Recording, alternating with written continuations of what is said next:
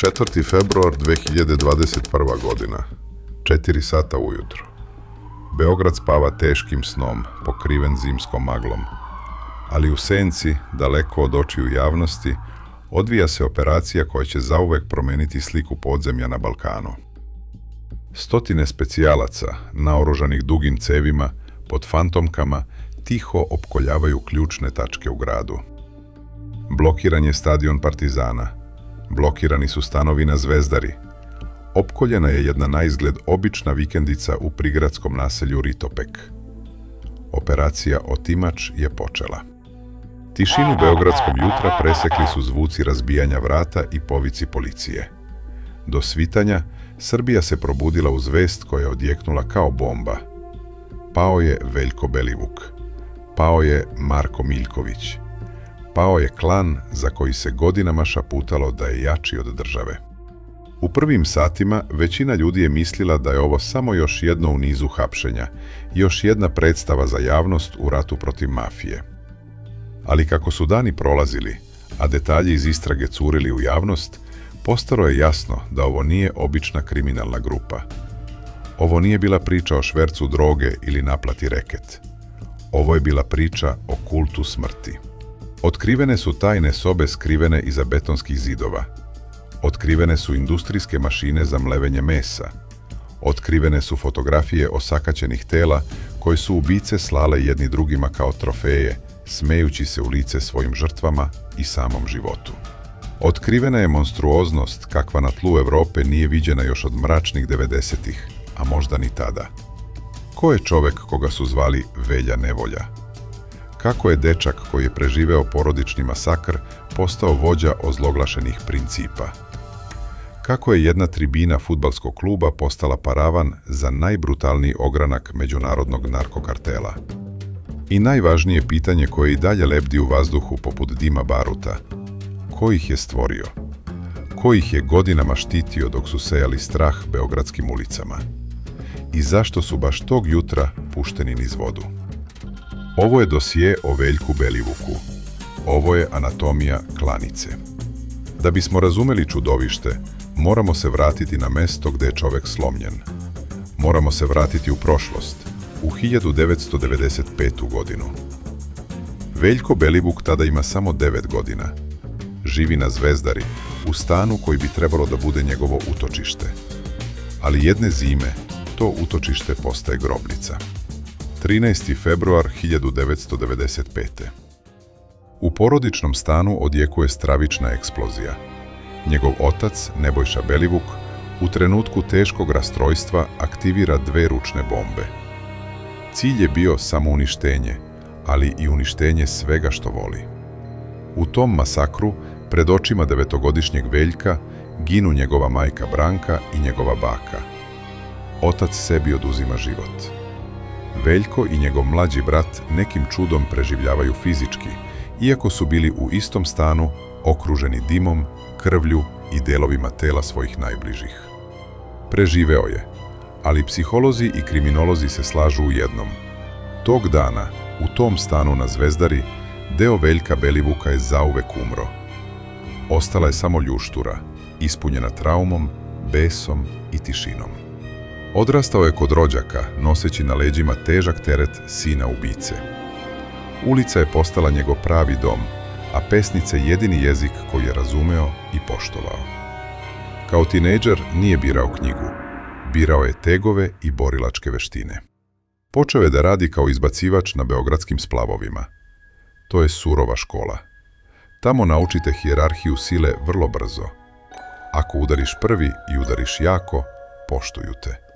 Ako pokažeš milost ili slabost, gotov si. Belivuk je naučio lekciju. Postao je poznat po svojoj brutalnosti, po spremnosti da ide korak dalje od drugih. Ali pravo utočište pronalazi na mestu gde bes ima svrhu, gde nasilje ima publiku, na južnoj tribini stadiona Partizana. Tu, među hiljadama grla, anonimni, istraumirani mladić pronalazi novu porodicu, pronalazi identitet.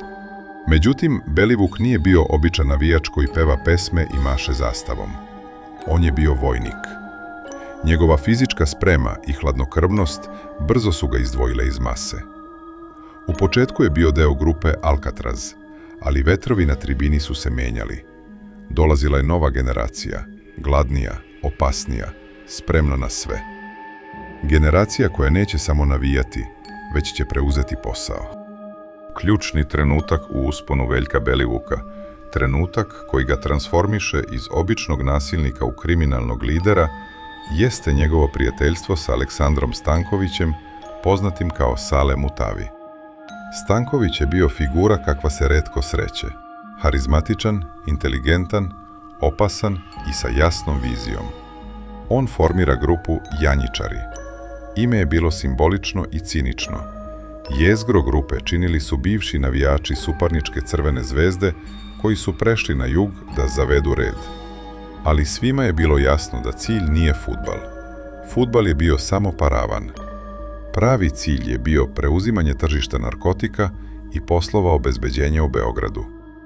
Tribina je bila regrutni centar, a stadion baza. Belivuk postaje desna ruka Saleta Mutavog, njegov najverniji poručnik, njegov pitbull. Zajedno su čistili tribinu od nepodobnih. Metodi su bili surovi, prebijanja, javna ponižavanja, zastrašivanja. Postali su strah i trepet ne samo na stadionu, već i u gradu. Godina 2016. donosi incident koji je javnosti prvi put pokazao pravo lice Veljka Belivuka. Ispred stadiona Partizana sigurnosne kamere snimaju brutalan napad na obezbeđenje generalnog direktora kluba Miloša Vazure. Na snimku se vidi Belivuk kako nokautira čoveka, a zatim ga krvnički gazi po glavi dok ovaj leži bez svesti na betonu. Srbija je bila šokirana brutalnošću snimka koji se vrteo na svim vestima, ali još šokantnija je bila reakcija države. Za taj pokušaj ubistva, jer kako drugačije nazvati gaženje onesvešćenog čoveka po glavi, Belivuk dobija neverovatno blagu kaznu. Kućni pritvor bez elektronskog nadzora. Već tada se gradom šuškalo. Ovi momci nisu sami. Neko ih čuva. Neko moćan stoji iza njih i drži kišobran dok pljušte optužnice. Ali, u svetu kriminala, zaštita nikada nije večna, a dugovi se plaćaju krvlju. 13. oktobar 2016. godine. Raskrsnica kod centralnog zatvora u Beogradu. Rafal iz automata prekida vladavinu Saleta Mutavog. Ubijen je u svom Audiju, profesionalno, hladnokrvno. Belivuk je bio u blizini. Svedoci kažu da je vrištao od besa, da je udarao u automobile. Izgubio je brata, komandanta i mentora. Mnogi su mislili da je to kraj Janjičara. Mislili su da će se obezglavljena grupa raspasti i nestati. Pogrešili su. Smrt Saleta Mutavog nije uništila grupu. Ona je stvorila nešto mnogo gore. Iz pepela Janjičara, pod apsolutnim vođstvom Veljka Belivuka, rađaju se principi. A sa njima, na scenu stupa i čovek koji će postati sinonim za sadizam, Marko Miljković. Ako je Belivuk bio mišić, lice i harizma grupe, Marko Miljković je bio njen mračni um. Zvali su ga Mesar. Nadimak nije dobio slučajno.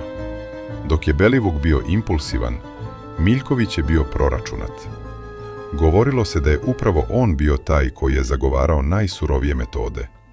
Navodno je govorio, što da ga ubijemo odmah, neka se muči, neka peva. Njih dvojica postaju tandem smrti. Menjaju ime grupe u Principi, pozivajući se na Gavrila Principa, pokušavajući da svom kriminalu daju notu lažnog patriotizma. Ali iza te maske krio se čisti kriminalni interes. Preuzimaju potpunu, totalitarnu kontrolu nad južnom tribinom.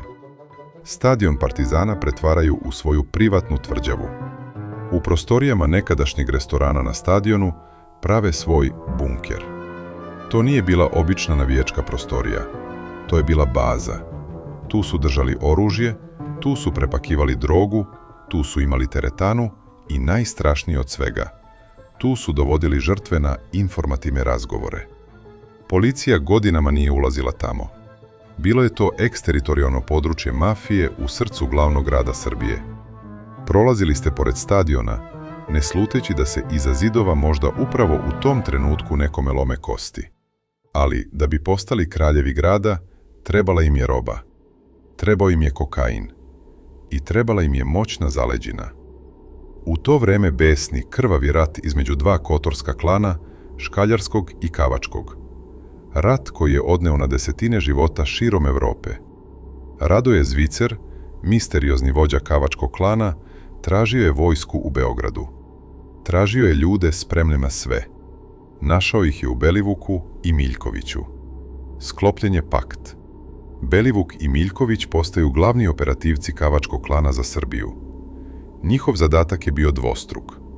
Distribucija ogromnih količina kokaina koji stiže iz Južne Amerike i, još važnije, sistematska eliminacija škaljaraca i svih koji im stanu na put.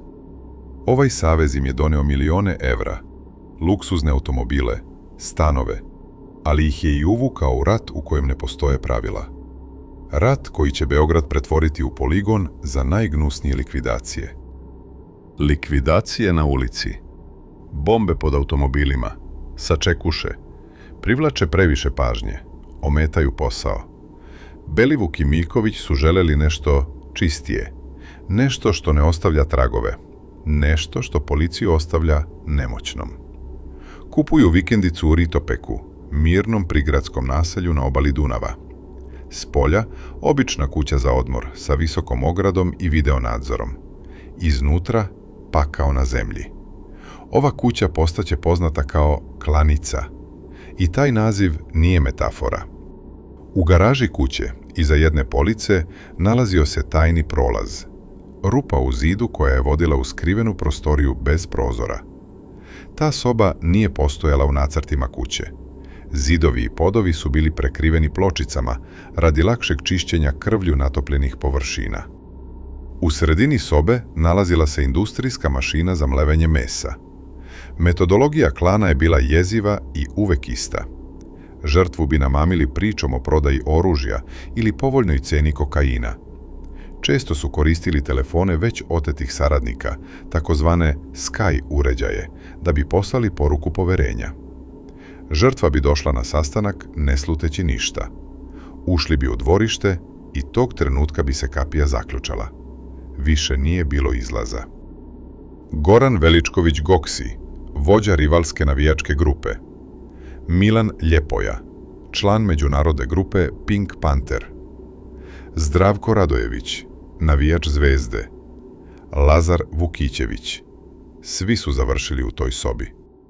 Ono što se dešavalo unutra teško je izgovoriti, a kamoli zamisliti. Sati, ponekad i dani mučenja. Miljković i Belivuk su, prema svedočenjima saradnika koji su kasnije progovorili, uživali u tome. Tražili su od žrtava da otključaju svoje Sky telefone kako bi došli do kontakata njihovih šefova, do Radoja Zvicera, do ljudi iz škaljarskog klana. Koristili su pegle, sekire, noževe.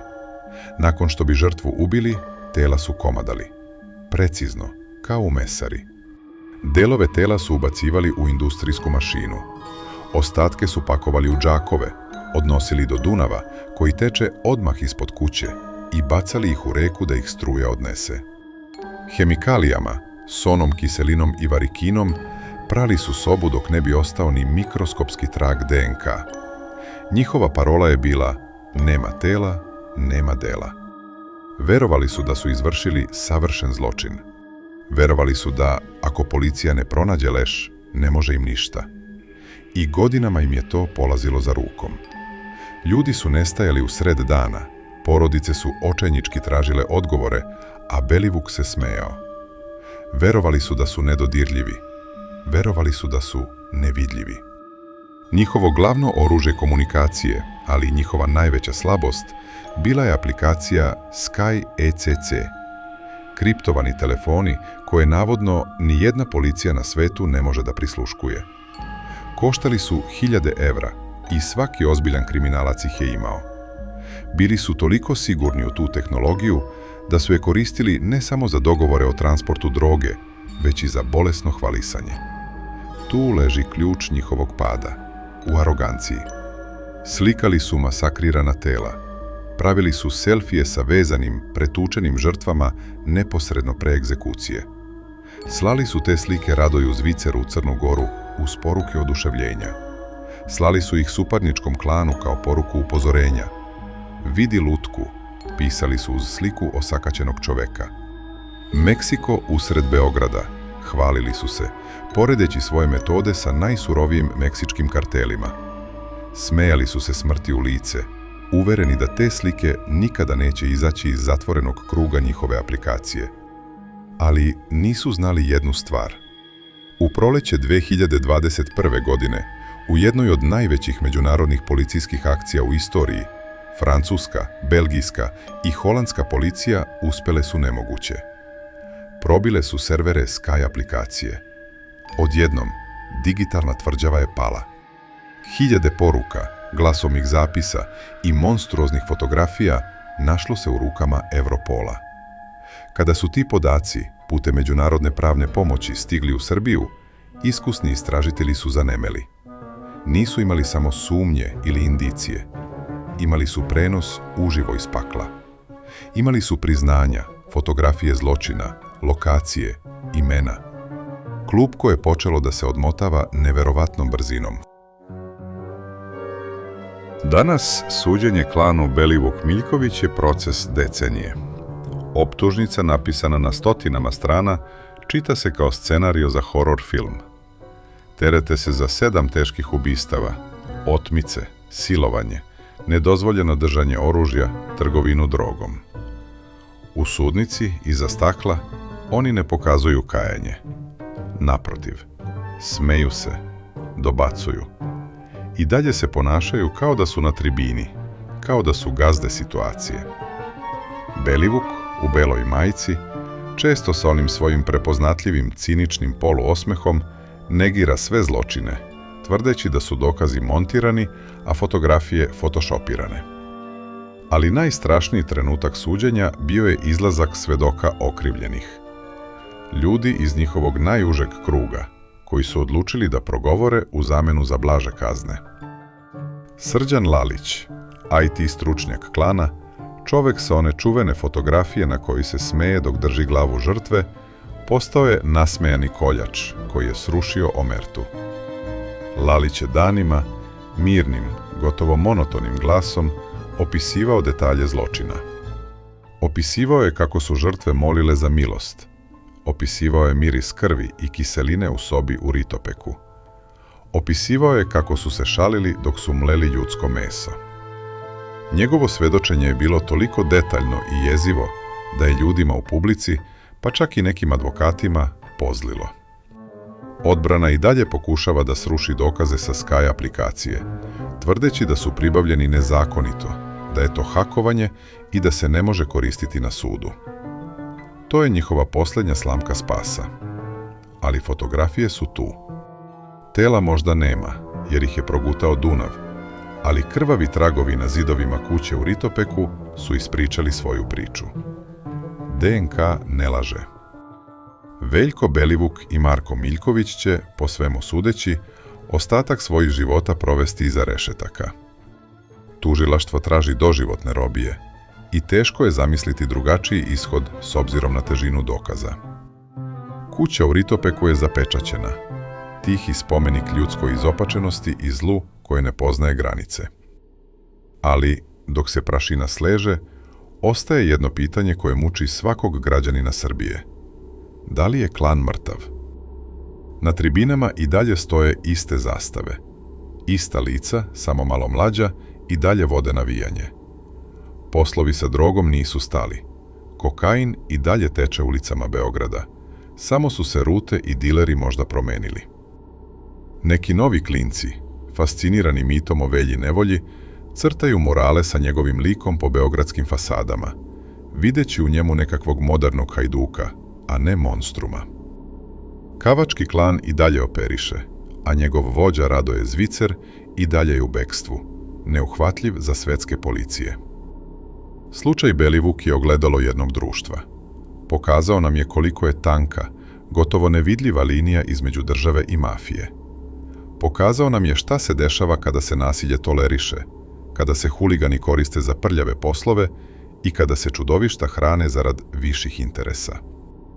Zver je možda trenutno u kavezu, iza debelih zidova zatvora, ali sistem koji je tu zver nahranio, ojačao i pustio slanca, taj sistem je i dalje tu. Zoran Đinđić je jednom rekao da se u Srbiji korov zaliva. Veljko Belivuk je bio najotrovniji plod tog zalivanja. I dok on čeka svoju presudu, Srbija čeka odgovor na pitanje: ko je sledeći? Jer u mraku podzemlja vakuum nikada ne traje dugo. Neko uvek čeka da zauzme tron. Ovo je bila priča o usponu i padu Veljka Belivuka. Priča koju Srbija ne sme da zaboravi, jer zaborav je plodno tlo za novo zlo.